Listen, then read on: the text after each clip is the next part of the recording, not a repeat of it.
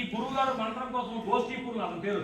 ఆ గోష్ఠీపూర్లు ఉన్న ఊరు రావడానికి వస్తున్నప్పుడు ఆ ఊర్లో అన్నారు, ఏమండి మీరు వేదాలని తెలుసు, మీకే ఆయన మంత్రం చెప్పట్లేదు, ఆ మంత్రం అలాంటి గెలవస్తుంది, ఆ మంత్రం మాకు చెప్పండి అంటే రామాను గారు చెప్తానన్నారు.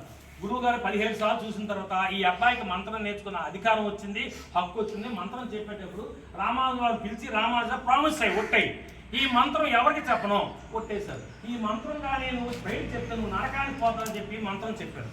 రామాను గారు ఏం చెప్పారు, గురుగారు కొట్టేశారు, మంత్రం ఎవరికి చెప్పను కొట్టేశారు.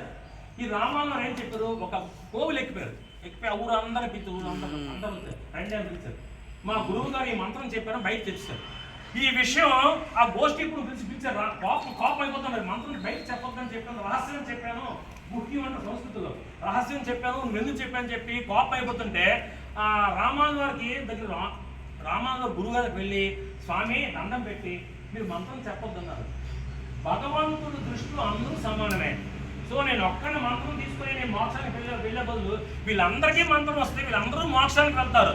సో నేను చనిపోయినా పర్లేదు, నేను నరకానికి పోయినా పర్లేదు, వాళ్ళందరికీ చెప్తే ఆ విషయంలోనే అంతరార్థం గ్రహించి గోష్ఠీపుల్లో సంతోషించి, ఆహా శబాష్ ఇతను శిష్యుడు అని చెప్పి కౌగిలించుకొని ఎంబెరుమానాడని బిరుదిచ్చారు. అంటే గురువులకే గురువు అని మా విష్ణుమూర్తి అని కౌగిలించుకొని అతనికి ఎప్పుడు కొడుకు